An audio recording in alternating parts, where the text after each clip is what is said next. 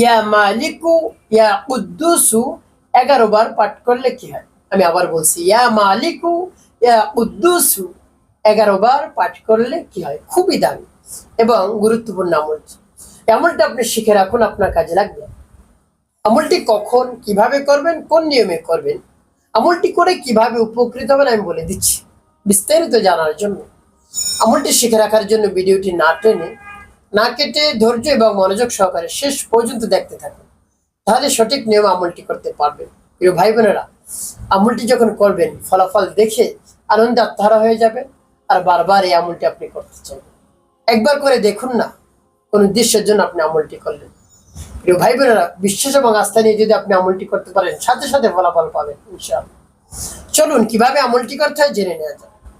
শুরুতে উত্তম রূপে পবিত্রতা অর্জন করবেন। এরপর উত্তম পোশাক পরিধান করে নির্জন জায়গায় বসবেন।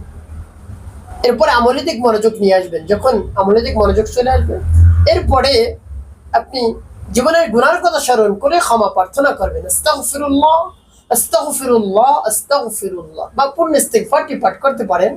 আস্তাগফিরুল্লাহ রাব্বি মিন কুল্লি যামবি ওয়া আতুবু ইলাইহি লা হাওলা ওয়া লা কুওয়াতা ইল্লা বিল্লাহিল আলিয়্যিল আযীম।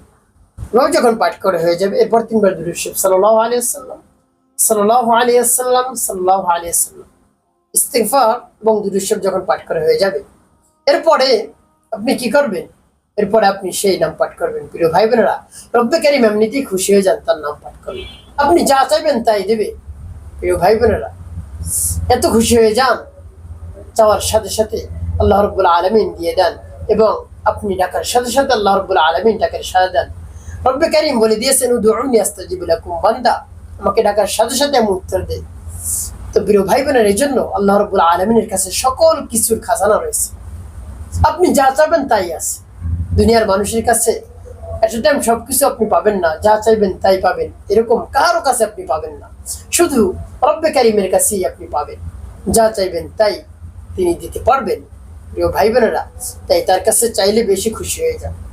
আপনি যদি একজন অভিভাবক হয়ে থাকেন, পিতা বা মাতা আপনাকে যদি ডাকে, আপনার কাছে যদি আপনার সন্তান চায়, আপনার ভালো লাগবে। প্রিয় ভাই বোনেরা, তাই আল্লাহ রাব্বুল আলামিনের কাছে চাইবেন, তিনি খুশি হয়ে যান, আনন্দিত হয়ে যান। আল্লাহ রাব্বুল আলামিন জানিয়ে দিয়েছেন, লিল্লাহিল আসমাউল হুসনা ফাদউহু বিহা, বান্দা আমার যে সুন্দর সুন্দর নাম রয়েছে তোমরা ধরে ধরে ডাকো। আল্লাহ রাব্বুল আলামিন নিজেই জানিয়েছেন তার নাম ধরে ডাকতে। এই জন্য বেশি বেশি তার নামের জিকির করতে হবে, তাকে ডাকতে হবে, দেখবেন আপনার চাওয়া পাওয়া পূরণ হয়ে যাবে। তাই আমলটি কোন উদ্দেশ্যের জন্য করতেছেন আমি পরে বলে দিচ্ছি, আগে নাম বলে নেই। প্রিয় ভাই বোনেরা, যখন পাঠ করবেন নাম দুটি, এর পূর্বে রব্বে কারীমের কাছে বলবেন, আল্লাহ আমার আমলকে, আমার সময়কে কবুল করুন। আপনার শরণাপন্ন হয়েছে, আর কারোর কাছে যাই নাই আল্লাহ, তাই আপনি আমার সমস্যা সমাধান করে দিন। আর কেউ পারবে না আমার এই সমস্যা সমাধান করতে। এভাবে বলে নাম পাঠ করবেন, পরবর্তীতে বলে দেবো কোন উদ্দেশ্যের জন্য আমল করবেন। চলুন সেই নাম শিখে নেওয়া যায়। ইয়া মালিকু ইয়া আল্লাহ, ইয়া মালিকু ইয়া আল্লাহ, ইয়া মালিকু ইয়া আল্লাহ, ইয়া মালিকু ইয়া আল্লাহ। এরপরে নামটি পাঠ করবেন। ইয়া কুদ্দুস ইয়া আল্লাহ, ইয়া কুদ্দুস ইয়া আল্লাহ, ইয়া কুদ্দুস ইয়া আল্লাহ। দুটো একসাথে মিলিয়ে পড়তে পারেন। ইয়া মালিকু ইয়া কুদ্দুস, ইয়া মালিকু ইয়া কুদ্দুস, বা আলাদা আলাদা পড়লে এভাবে পড়বেন। ইয়া মালিকু ইয়া আল্লাহ, ইয়া মালিকু ইয়া আল্লাহ, ইয়া কুদ্দুস ইয়া আল্লাহ, ইয়া কুদ্দুস ইয়া আল্লাহ। গুনি গুনি 11 বার পাঠ করবেন। যখন পাঠ করে হয়ে যাবে 11 বার, এরপরে শেষে নবীজি সাল্লাল্লাহু আলাইহি ওয়াসাল্লাম মুহাব্বত নিয়ে, ভালোবাসা নিয়ে আপনি 5 বার দুরূদ ইব্রাহিম পাঠ করবেন। আল্লাহুম্মা সাল্লি আলা মুহাম্মাদ ওয়া আলা আলি মুহাম্মাদ কামা সাল্লাইতা আলা ইব্রাহিম ওয়া আলা আলি ইব্রাহিম ইন্নাকা হামিদুম মাজিদ।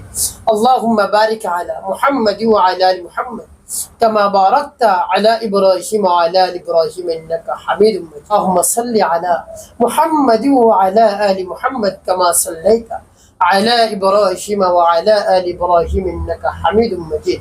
اللهم بارك على محمد وعلى آل محمد كما باركت على إبراهيم وعلى آل إبراهيم إنك حميد مجيد. اللهم صل على محمد وعلى آل محمد كما صليت على إبراهيم وعلى آل إبراهيم إنك حميد مجيد اللهم بارك على محمد وعلى آل محمد كما باركت على إبراهيم وعلى آل إبراهيم إنك حميد مجيد যখন পাঠ করে হয়ে যাবে আপনার আমলটি করা শেষ কোন উদ্দেশ্যের জন্য আমল করলে আমি বলে দিচ্ছি প্রিয় ভাই বোনেরা লজ্জা আপনাকে জানতে হবে আপনার শারীরিক যে দুর্বলতা থাকে যৌন অক্ষমতা যদি থাকে কোনোভাবে আপনি স্ত্রীর সামনে যেতে পারছেন না লজ্জিত হয়ে যাচ্ছেন লজ্জা পাচ্ছেন একেবারে আপনি দুর্বল স্ত্রীর সামনে গেলেই আপনি একেবারে দুর্বল হয়ে পড়েন আপনাকে লজ্জা দেয় আর কোনোদিন লজ্জা দিবেন আপনাকে দুশ্চিন্তা হতাশাগ্রস্ত আপনার হতে হবে না রব্বে করিম আপনাকে শক্তিশালী করে দিবেন তার নাম পাঠ করেন ইয়া মালিক ইয়া কুদ্দুস ইয়া মালিক ইয়া কুদ্দুস দেখবেন শরীরে শক্তি চলে আসবে দীর্ঘ সময় আপনি স্ত্রীর সহবাস করতে পারবেন স্ত্রীকে তৃপ্তি দিতে পারবেন